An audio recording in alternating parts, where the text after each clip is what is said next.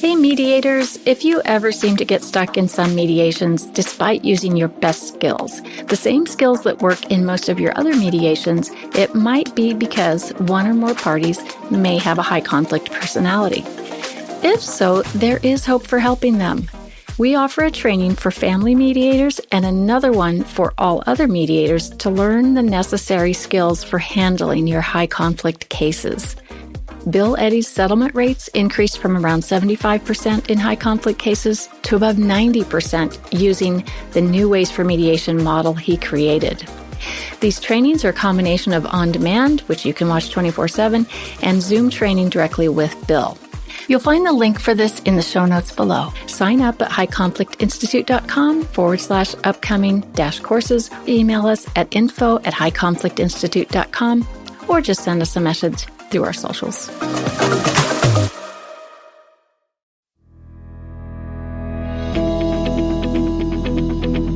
Welcome to It's All Your Fault on True Story FM, the one and only podcast dedicated to helping you identify and deal with the most challenging human interactions, those involving high conflict situations and the people involved in them. I'm Megan Hunter, and I'm usually here with my co-host, Bill Eddy, but he's in New Zealand for a few weeks, and he's left his laptop behind. So Bill and I are the co-founders of the High Conflict Institute, where we focus on training, consulting, coaching, classes, and educational programs and methods, all to do with high conflict. Today, I'm joined with a very special guest, Cherolyn Knapp, one of HCI's high conflict experts, and I'm thrilled to have you here today, Cherolyn. Hi, everybody. In today's episode, Cherolyn and I are going to talk about emotions and how to manage them, mostly in the workplace, but it will apply everywhere. So before we start, please send your questions to podcast@highconflictinstitute.com or on our website at highconflictinstitute.com/podcast, where you'll also find all the show notes and links.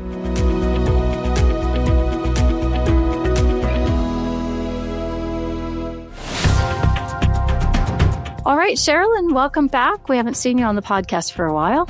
Thank you, Megan. It is always a pleasure to be here on It's All Your Fault podcast. And I want to say how often I tell people, do you know about the podcast? And when I'm teaching courses for HCI or doing coaching or mediation work in the workplace work that I do, I often tell people to go listen to the podcast. There's just so much good information there. Oh, well, thank you. We, of course, appreciate that. So if you wouldn't mind, just share a little bit about what you do and your background. I live on the west coast of Canada, and I am a lawyer by trade. And I was involved in civil litigation for 15 years before I became a mediator.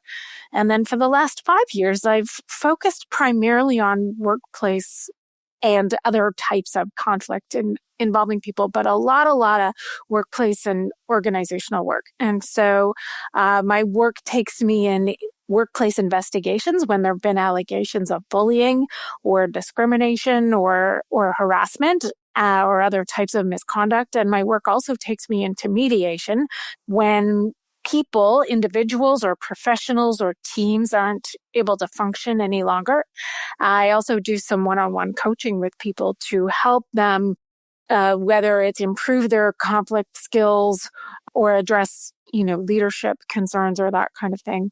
And then I also really love working with groups and teams, and I teach new ways for work for coaches and new ways for work for leaders through the High Conflict Institute. And that is a really enjoyable thing that I get to do, is to bring these skills to other people.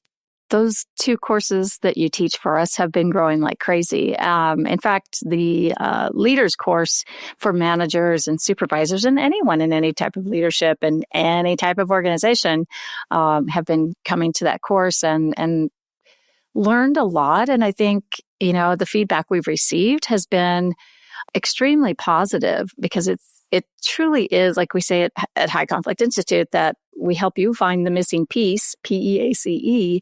And the piece sometimes is just like outside of someone's grasp or outside what they know, right? A lot of us just don't know what we don't know, but we want to. And this class fills in that that piece. So it's been fantastic, and been really happy with that. Yeah, thank you. Yeah, we built that class for leaders who are dealing with difficult behavior on their teams or not really understanding what's happening on their teams and wanting some tools for how to navigate a workplace where there's been high conflict behavior. So it's been, the people who've been through that course have been, really enjoyed it and enjoyed meeting each other too, right? Because they get to build those skills together.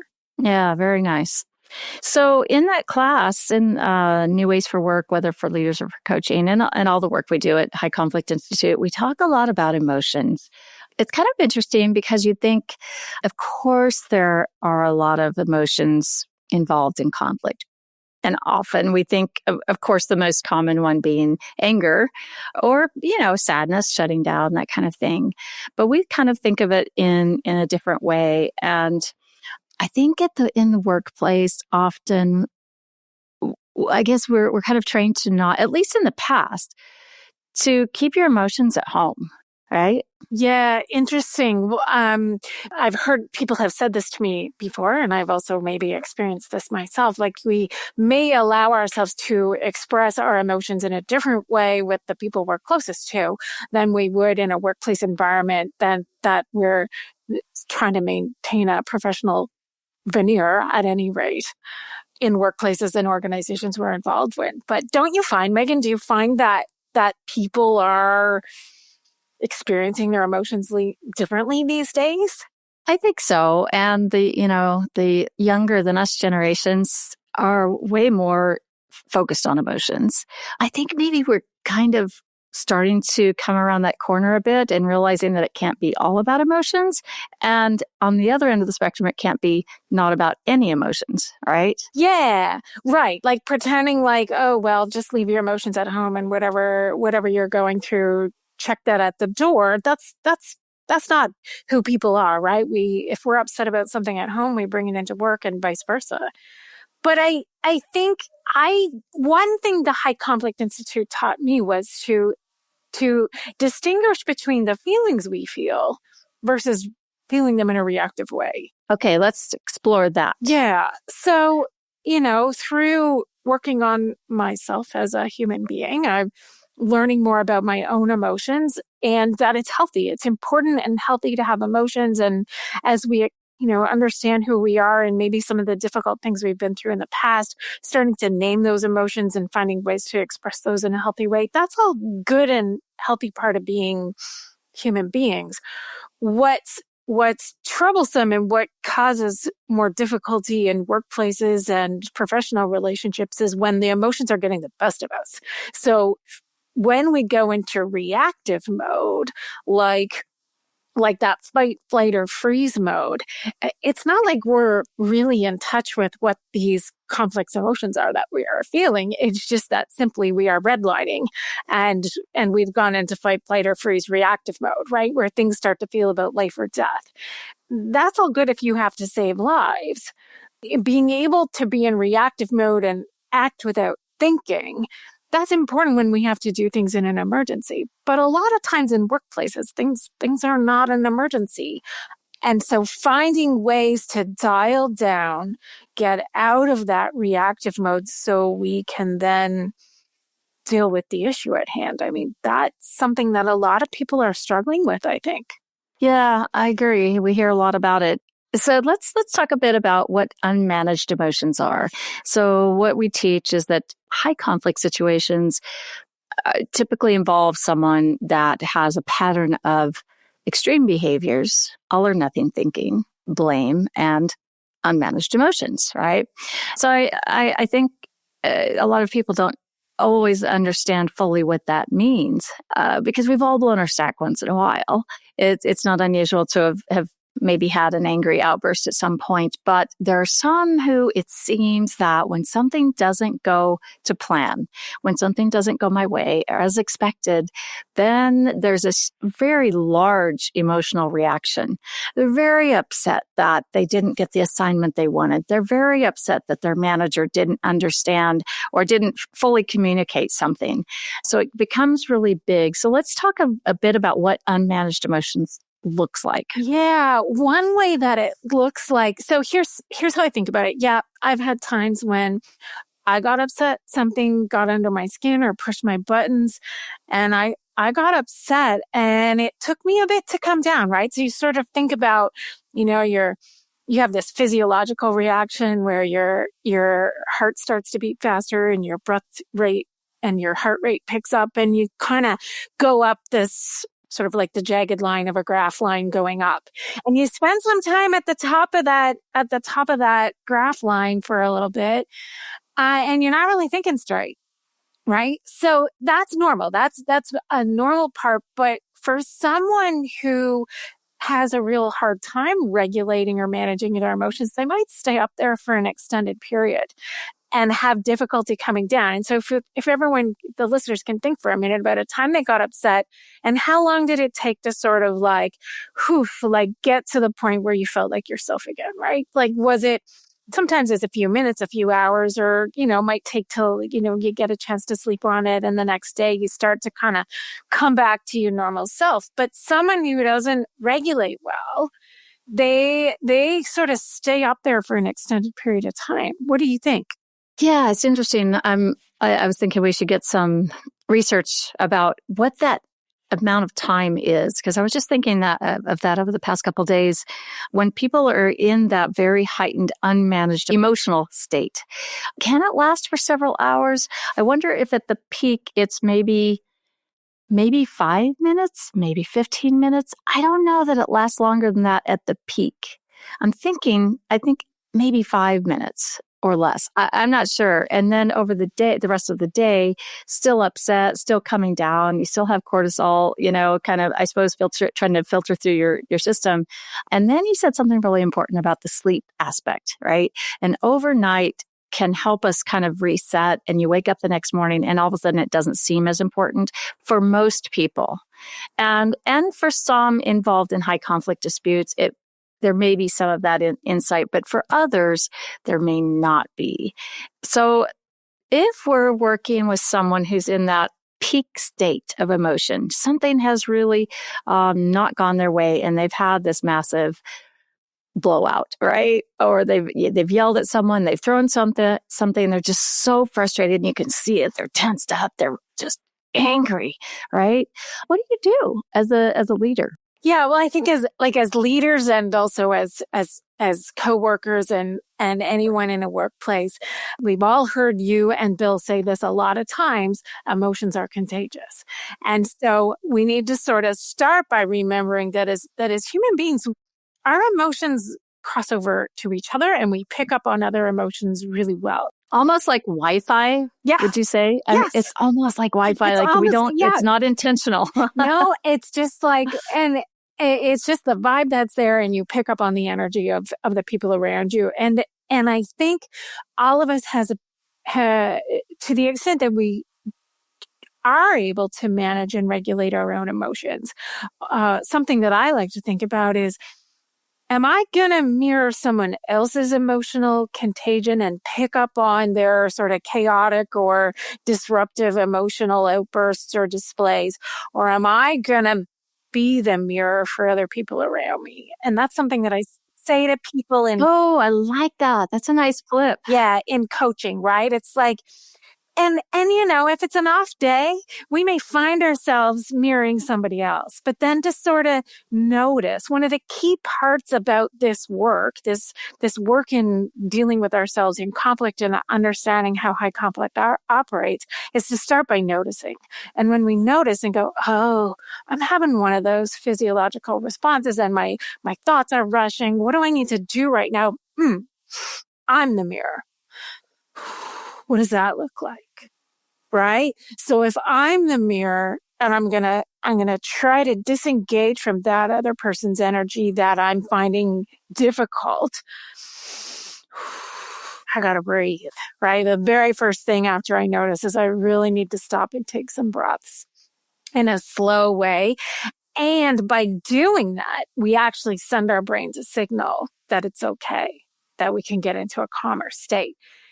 So that's my first strategy always, is to stop and breathe. Yeah. So you're that person on the other side of someone who's having a large reaction to something, very heightened emotions, and it does spread. I mean, you can feel that tension, that energy.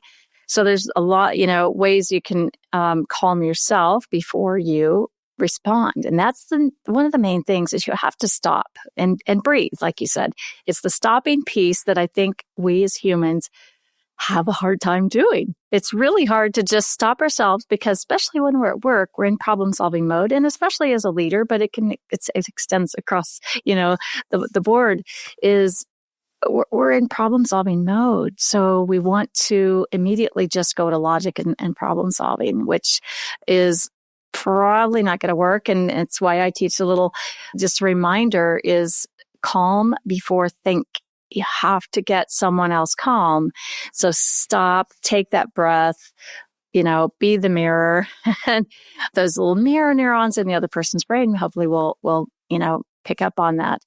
So what are some things you don't want to do in those moments that either for yourself or for the other person, or let's say you have a team you're working with and there's that one person that's really upset, being disruptive. Now the whole team's kind of on red alert. You're feeling a little bit funky yourself and you're upset with this person. Like if they would just stop, I sure would love it, right? Or if they would just go away, it would be wonderful. But is there a way we can help people pass through this? Yeah. So I'd say if we can gain access to our calmer self, then that gives us access to some other things, right? So if we can get out of our, whoever we are in this scenario, if we can be getting out of our reactive mode into a calmer state, then you've got some quick choices that can be made. Well, I think the thing that's coming to mind, though, is calm doesn't mean roll over and play dead, right? Calm doesn't mean stop inhabiting the space. It doesn't mean shut down and be a turtle in your shell and hope that the situation passes. But it also doesn't mean like be a saber-toothed tiger and start showing your fangs and start trying to scare the person that's bothering you away, right? Like hopefully we're trying to just inhabit the space in the space, like whether that's the meeting or the interaction or the conversation, whether it's, in person in a workplace or in a video meeting. And then we want to think about quickly, okay, what are my options right now? And so from the calm space, you've got access to think about options. And now, as you say, I love that calm before think, because that's really what we're doing, right? What are my options? Well, I can stop this meeting right now, or I can set a limit and tell someone, we're going to move on from that conversation right now and come back to that privately, or it's important that we engage with each other professionally. So we've got the option to set a limit or set an expectation with people, but we can't. And I don't know if you've ever tried to do this. I can think of a time professionally when I was quite upset. Someone had been really sort of pushing my buttons, maybe on purpose. And I found myself in this meeting, standing, pointing, telling this person that, I was going to be the one to decide. And it was just, it was the wrong thing to do. So I would like to say that I would not do that again. And it's been a lot of years of learning of how to navigate my own difficult feelings when they happen. But it's from staying calm that we can then figure out what do we need to do from an assertive place to take charge of the situation. Yeah. And I think, we think it'll take a lot of time because the thing in the workplace, time is money. And if we have to take this time to work on people's emotions, help them manage their emotions or manage the emotions of a team, that it's, contradictory to getting work done.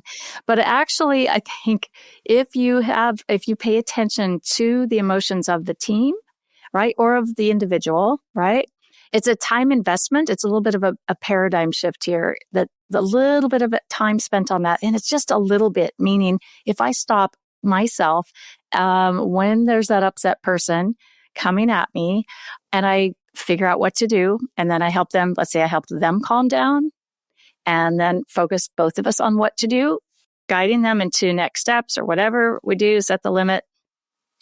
those are the time savers. Sure, because it's that 80-20 rule, isn't it? That oftentimes it's how does that, well, in any situation, right? But it's like sort of 20% of the people are going to take 80% of our time.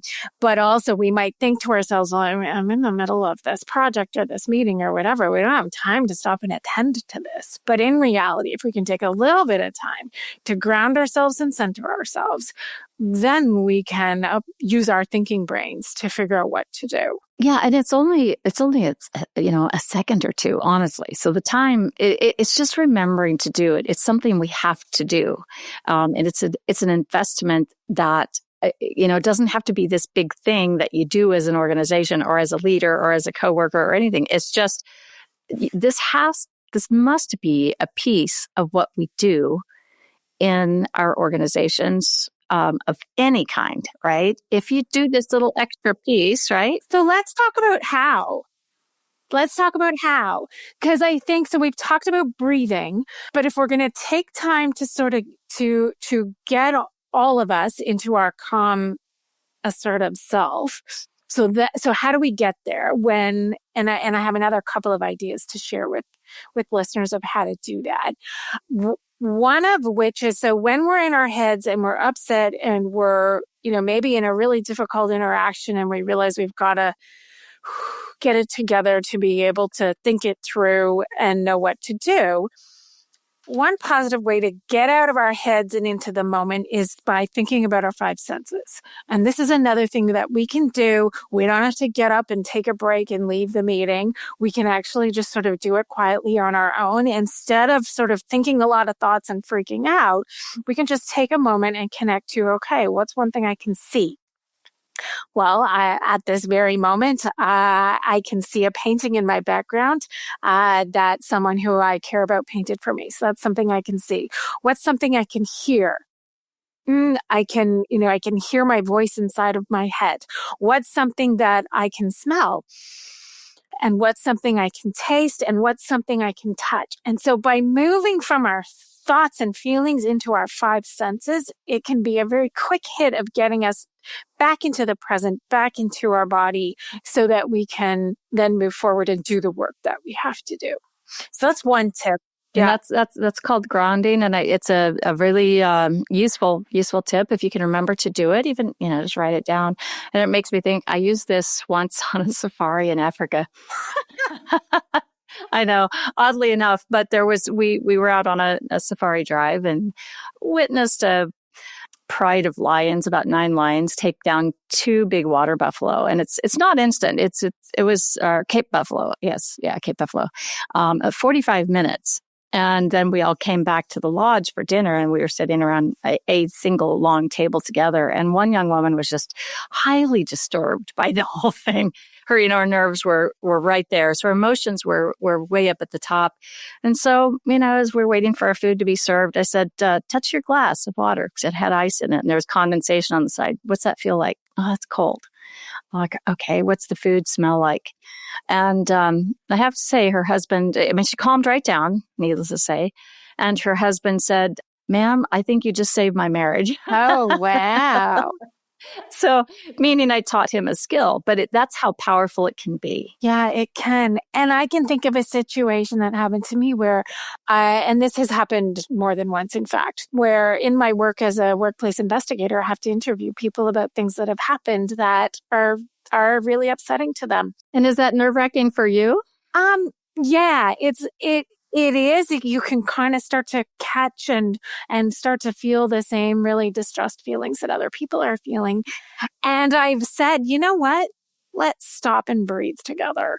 And it might not be what they were expecting from the person who came to interview them, but we'll just stop and do some breathing and just take 3 deep breaths. And then guess what? The conversation continues, right? Whereas if I didn't stop and take those breaks with people, we might both get to a situation where we couldn't move forward. So there's one other tip that I want to suggest to people to think about, and this is something that is also in the New Ways for Work workbook that we teach in the New Ways for Work coaching course. And that is to make a do positive self-talk for yourself. I don't know about you, but I've got a pretty active voice inside my head that's pretty good at trash talk, right? Like it's good at, oh, look out, Cherolyn, this is, someone's really out to challenge you right now. And it can get going and get me going. And a lot of us, really, that voice is pretty active. It says negative things to us, and its job is to look out for danger and alert us to possible threats, but sometimes it gets us going. And so it's to actively stop and say, and sort of coach yourself, say positive things to yourself. You know what? Take your time. You've got time to do this. You know what needs to be done, and to talk to yourself like that, and even to use your own name. Right? Like when I'm like, not just to say, oh, I've got this, but to say, Cherolyn, you're good. You've got this. You know what to do. You know how to get yourself into a calm state, and you can figure out what's needed to move this forward. And so that can be a very powerful tool for helping us get into that calmer state we need, so that we can then do the thinking or the processing or the setting of limits or things that we need to do to deal with a difficult situation. Yeah, I love that.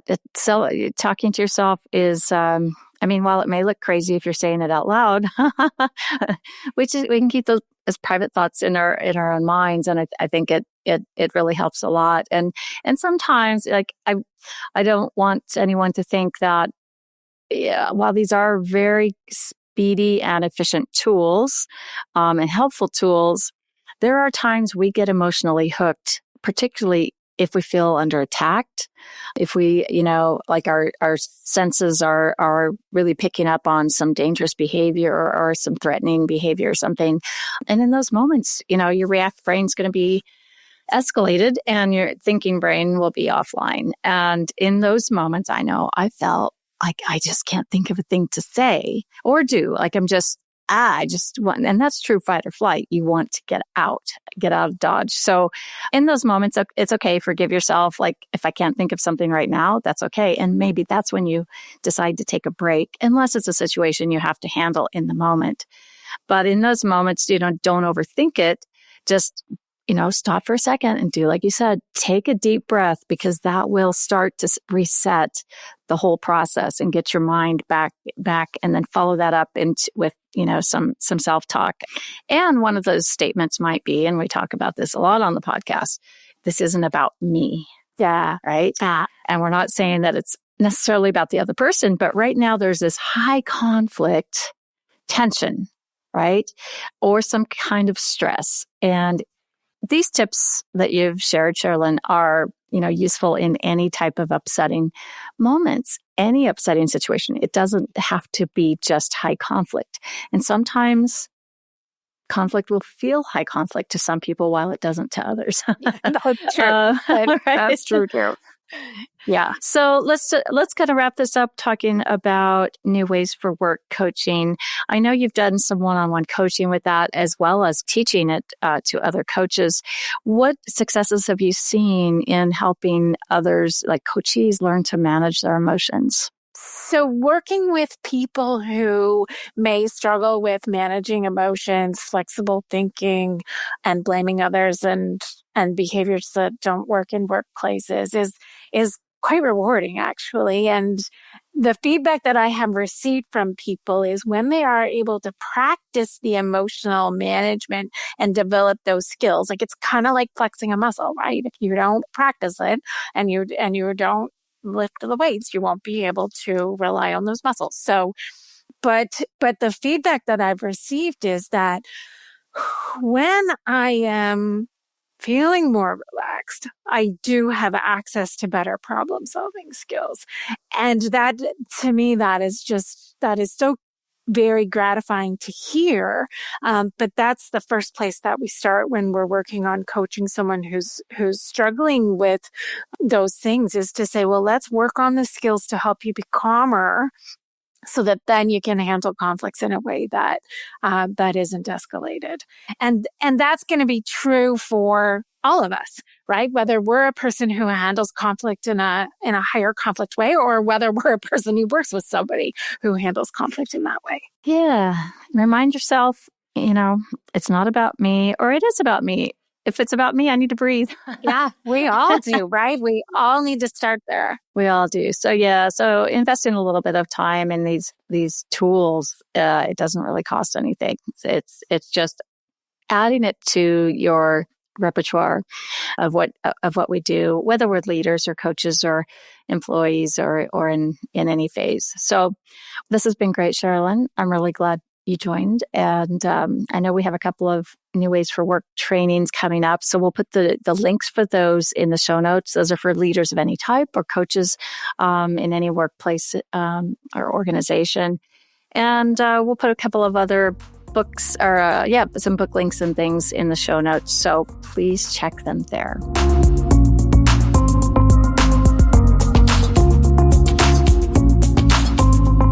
And we do thank you for listening today. Next week, we will be focusing on borderline personality disorder, both in teens and in adults. It's, I think, going to be really fascinating. We might have a very special guest. So in the meantime, send your questions to podcast@highconflictinstitute.com or submit them to highconflictinstitute.com/podcast. And until next time, keep learning and practicing. Be kind to yourself and others. And keep breathing while we all try to keep the conflict small and find the missing piece. It's All Your Fault is a production of True Story FM. Engineering by Andy Nelson. Music by Wolf Samuels, John Coggins, and Ziv Moran. Find the show notes, and transcripts at truestory.fm or highconflictinstitute.com/podcast. If your podcast app allows ratings and reviews, please consider doing that for our show.